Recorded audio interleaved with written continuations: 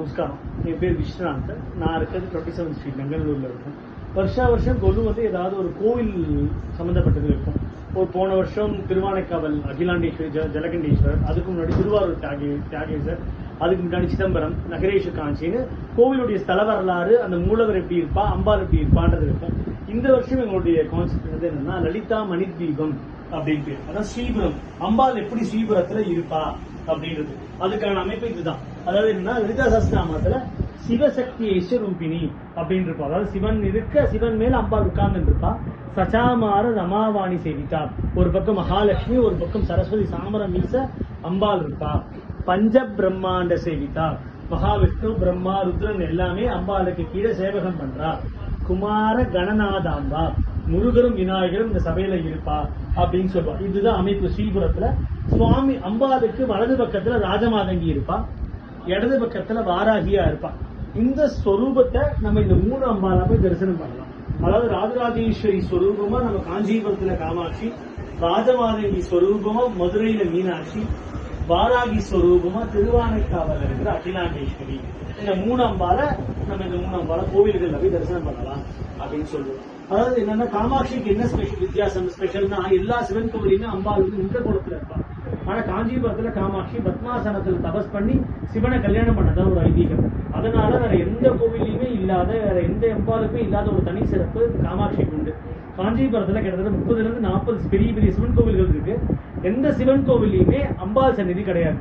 So எல்லாத்துக்குமே அம்பாள் தான், இந்த காமாட்சி தான் பிரதானமா இருக்கா. கச்சரேஸ்வரர், கைலாசநாதர், ஏகாம்பரேஸ்வரர், வழக்கருத்தீஸ்வரர், புண்ணியகோட்டீஸ்வரர் நிறைய கோவில்கள் இருக்கு. எந்த கோவிலையுமே அம்பாளுக்கு தனி சந்நிதி கிடையாது. எல்லாமே காமாட்சி தான் பிரதானம். காமாட்சி சமேத ஏகாம்பரேஸ்வரர், காமாட்சி சமேத புண்ணியகோட்டீஸ்வரர் அப்படின்னு அந்த காஞ்சிபுரத்துக்கு சிவசக்தி ஈஸ்வரூபிணி அப்படின்றதுக்கு எடுத்துக்காட்டா அம்பாள் இருக்கா. அம்பாள் தபஸ் பண்ணதுக்கு பலனா என்னன்னா, அம்பாள் இருக்கிற இடம் வந்து பெரிய காஞ்சிபுரம், சிவகாஞ்சின்னு சொல்லுவாங்க. காஞ்சி வரதராஜர் வந்து விஷ்ணு காஞ்சிபுரம், கிட்டத்தட்ட ஒரு 4 கிலோமீட்டர் தூரம் இருந்தாலும் பிரம்மோற்சவத்துக்கு சுவாமி இங்கதான் ஏழ்வர். சுவாமி இங்க வந்து காமாட்சி இருக்கிற ராஜவீதி தான் ராஜவீதி. சோ காமாட்சியை பிரதட்சணம் பண்ணி தான் அவர் திருப்பி கோவில் போவார்.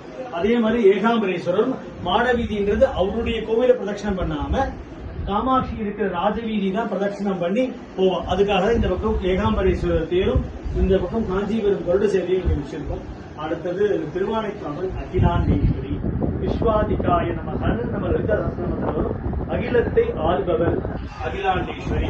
இப்ப என்னன்னா வாராகி ரூபம். இந்த வாராகி ரூபம் என்ன, ரொம்ப உக்கிரமா இருந்த அம்பாள். அதனால அம்பாளுடைய உக்கிரத்தை தணிக்கணும்ன்றதுனால ஆதிசங்கர பகவத்பாதர் என்ன பண்ணாரு, இங்க சக்கர பிரதிஷ்டை பண்ணணும், எப்படி காஞ்சிபுரத்துல பண்ண மாதிரியே பண்ணணும்னு நினைச்சாராம்.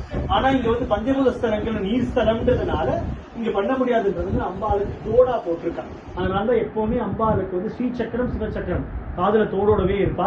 அதனாலதான் அம்பால வந்து சௌந்தரிய நகர்ல எழுதினா நவஜனனி தாடங்க முக்கியமா அப்படின்ற நாமாவளி ஏற்றினா இவரை மனசுல நினைச்சிட்டு தான். அதனால அம்பாள் எப்பவுமே இந்த தாடங்கத்தோட தான் நம்ம தரிசனம் பண்ண முடியும். வெறும் அபிஷேக நேரத்துல மட்டும்தான் இந்த தாடகத்தை எடுப்பா. இவ வாராகி ரூபமா இருக்கா, வாராகி பீடமா இருக்கா. அதே மாதிரி இவ 9 வயசுலயே கட்டிக்க மாட்டான். வருஷத்துக்கு ஒரு தடவை மட்டும் தான் 9 வயசுல கட்டிப்பாளாம். ஆடி பூரத்துக்கு அம்பாள் 9 வயசுல கட்டிப்பா. அந்த ஆடிப்புறத்துல அம்பாள் எப்படி 9 கட்டிட்டு இருப்பாளோ அந்த ரூபத்துல அம்பாள் இருக்கா. அடுத்தது மதுரை மீனாட்சி, மீனலோச்சினி, கதம்பவன வாசனின்னு சொல்லி நிறைய நாமாவளிகள் உண்டு அம்பாளுக்கு. பச்சை நிறத்துல இருக்கக்கூடியவள் மகாராணி அந்த ஊருக்கு. இவள் என்ன, மீன் போன்ற கண்களை உடையவள் அப்படின்னு சொல்லுவாங்க. வெறும் கண் மட்டும் அழகு கிடையாது, மீன் போல கருணை உள்ளது. அதாவது மீன் என்ன பண்ணா, மீன் முட்டை போட்டுட்டோ அது எந்த முட்டையை பார்க்கறதோ அந்த முட்டையில இருந்து மீன் குட்டி வருவோம். அந்த மாதிரி ஒரு கருணா ரூபமா இருக்கா மீனாட்சி, அப்படி எடுத்துக்காட்டா இருக்கான்னு சொல்றா.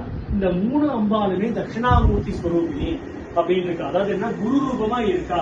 மதுரை மீனாட்சியும் சரி, காமாட்சியும், திருவானைக்காவல் அகிலாண்டேஸ்வரி 3 பேருமே குரு ரூபமா இருந்து நமக்கு அனுகிரகம் பண்றா அப்படின்ற ஐதீகம். இதுதான் இந்த வருஷம் நாங்கள் வச்சிருக்கிற கான்செப்ட்.